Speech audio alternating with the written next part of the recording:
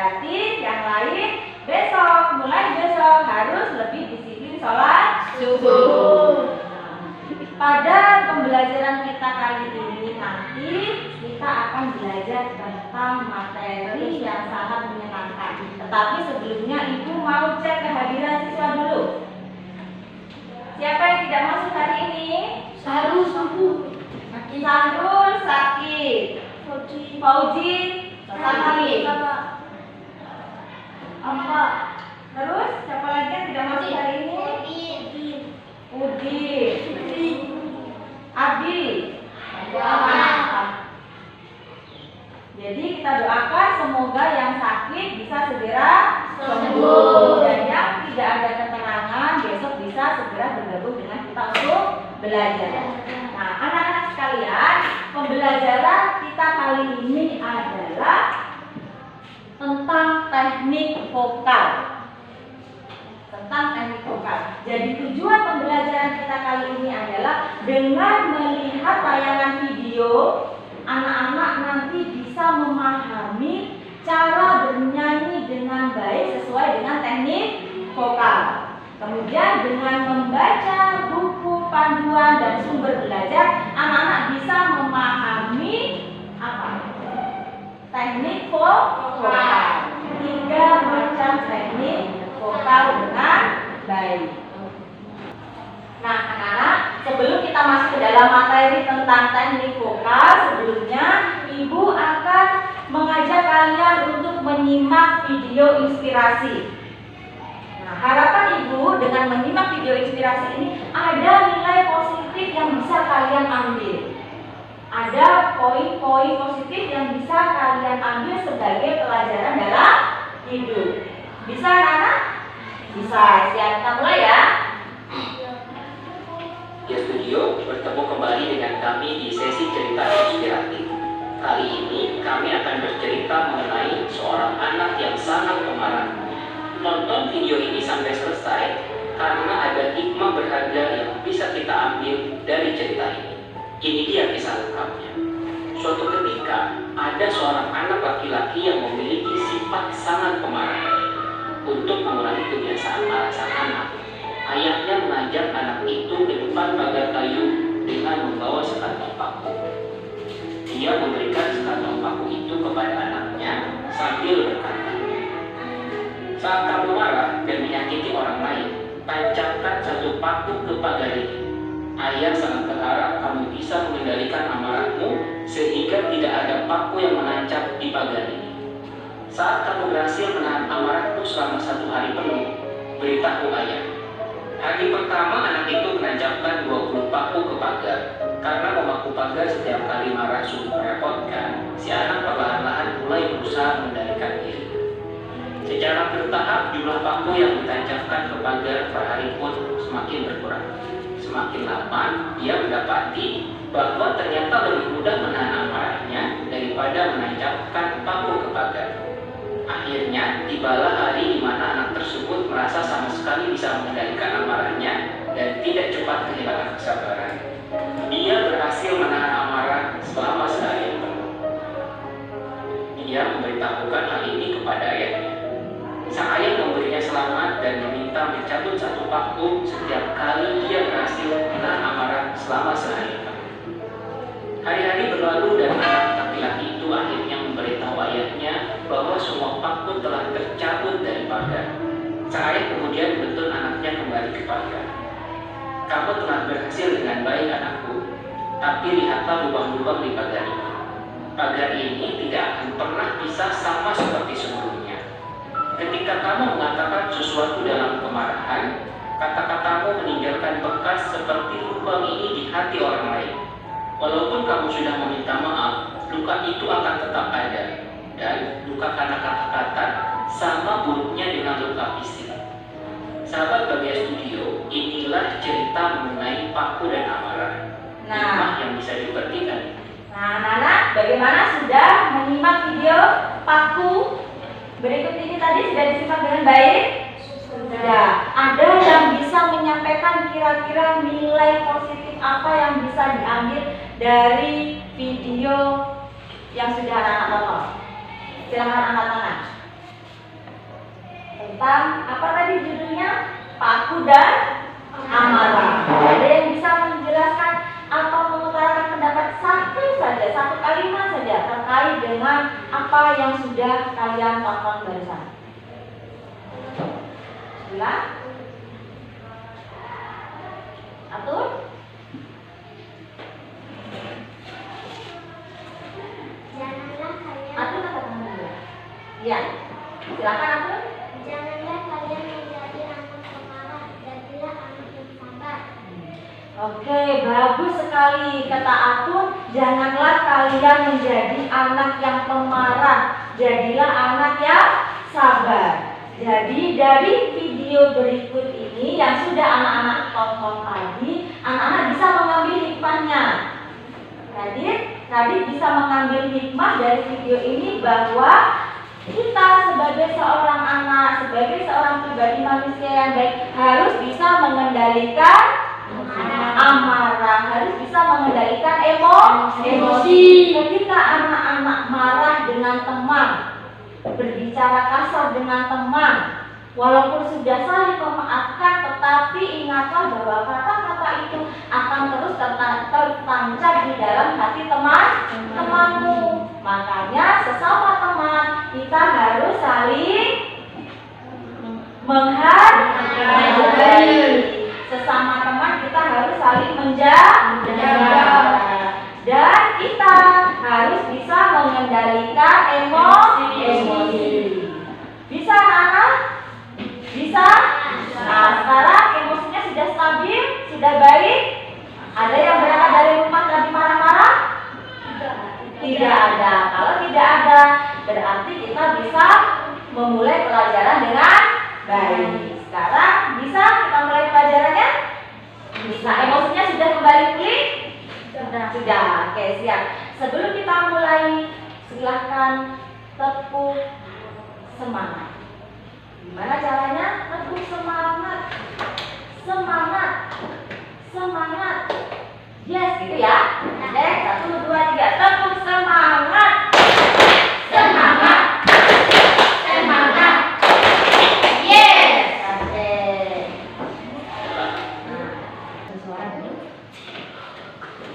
Nah, anak-anak, sekarang sebelum kita memahami tentang apa itu teknik vokal, apa saja yang ada dan harus kita pelajari sebelum kita melakukan bernyanyi dengan baik, maka silahkan amati dulu video bernyanyi oleh Bertrand Peto dengan judul Sahabat Kecil. Silakan disimak dulu seperti apa cara dan bagaimana suara Bertrand Peto pada saat bernyanyi. Silakan disimak terlebih dahulu.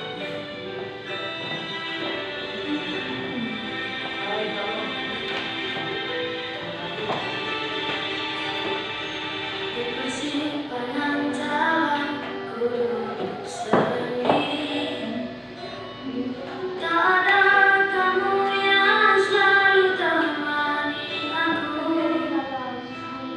setangis dan tawa kita rasa bersama.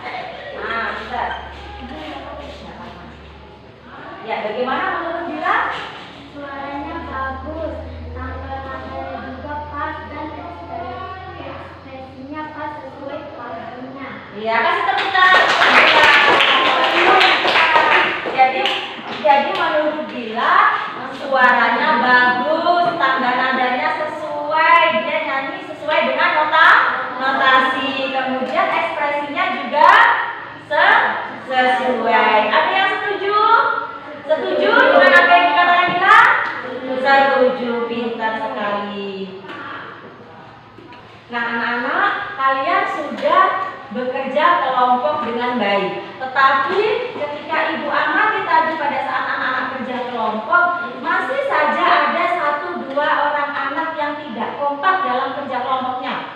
Yang lain temannya mengerjakan, dia ngobrol sendiri. Padahal di dalam kerja kelompok itu kita harus kerja sama, harus kompak. Nah, sekarang Ibu mau tes kekompakannya. Ibu mau tes bagaimana anak-anak bekerja dengan baik sesama anggota kelompok. Dengan cara apa? Dengan cara permainan atau games tangkap aku. Nah, jadi Ibu punya bola. Nah, bola ini nanti harus dipindahkan dari buku satu ke buku yang lain dengan cara membelakangi. Nah, di sini dibutuhkan bagaimana kerjasama, bagaimana saling percaya dengan kelompoknya, bagaimana hubungan kekompakan dengan kelompoknya akan terlihat dalam permainan ini. Sudah siap semuanya? Siap. Kalau sudah siap, silahkan berdiri. Nah, berdiri bisa membentuk lingkaran atau saling membelakangi. Kalau ini kan ke sini. Nah, aku masuk ke sini. Ada. Nah, bila di sana. Nah, udah, silakan aja, gak apa-apa. Oke, sudah siap. Yang laki-laki juga silakan berdiri. Yang laki-laki silakan berdiri. Nah, sambil ini bolanya. Ini bolanya. Tolo. Dan ini bolanya kelompok sendiri. Silakan berdiri, silakan berdiri.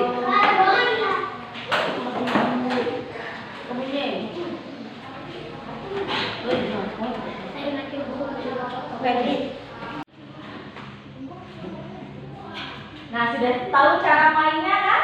Sekarang Ibu hitung sampai 3, kemudian setiap kelompok melakukan gamesnya dengan baik. Perhatikan bagaimana bekerja sama, bagaimana membangun kepercayaan yang baik. Siap? Siap. Oke, Ibu hitung bersama ya. 1, 2, 3. Oke, siap, pinter.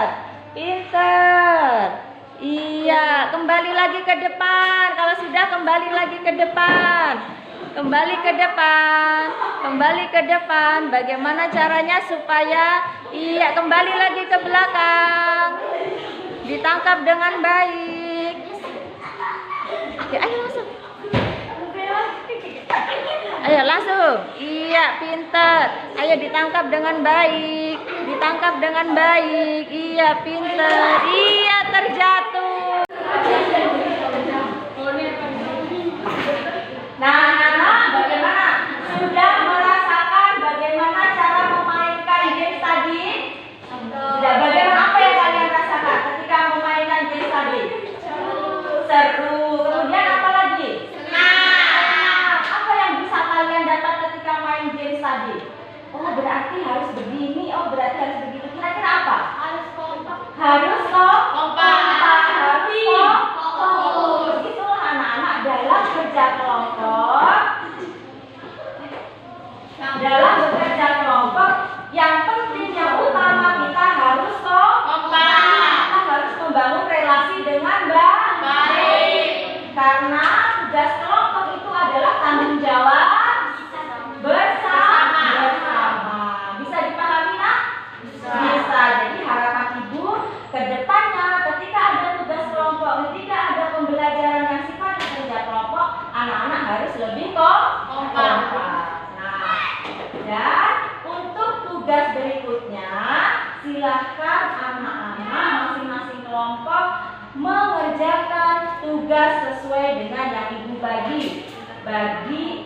Bagi yang kelompok 1 membuat rekaman video bernyanyi, rekaman audio bernyanyi, suaranya saja. Kemudian kelompoknya Lila membuat video bernyanyi disertai dengan gerakan. Sedangkan kelompoknya si Ais adalah membuat atau menyanyikan lagu di depan teman-teman yang ada di kelas. Bisa ya kan tugas minggu depan? Siap? Oke.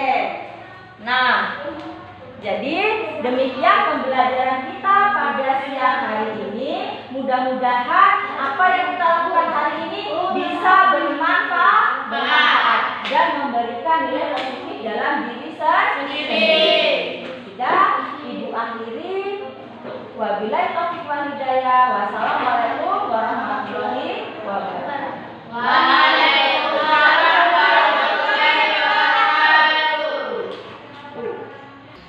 Assalamualaikum warahmatullahi wabarakatuh. Perkenalkan, nama saya Reni Ayu Rukmana Dewi, CGP Angkatan 3 SMP Negeri 9 Kota Bima.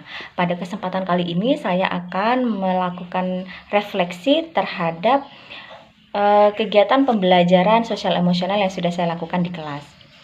Menurut saya, penting sekali menyiapkan kesiapan sosial emosional pada peserta didik sebelum mulai proses pembelajaran.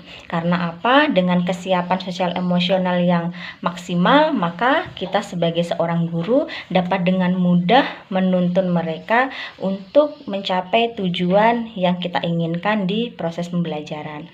Nah, pada proses pembelajaran yang sudah saya lakukan, saya menerapkan 2 kompetensi sosial emosional. Yang pertama adalah kompetensi pengelolaan diri, emosi, dan fokus. Nah, dalam kegiatan ini ada 2 kegiatan yang saya lakukan. Yang pertama adalah kegiatan rutin yang saya lakukan sebelum memulai proses pembelajaran, yaitu 15 menit sebelum mulai pembelajaran dilakukan dengan membaca ayat suci Al-Quran ataupun membaca surat-surat pendek.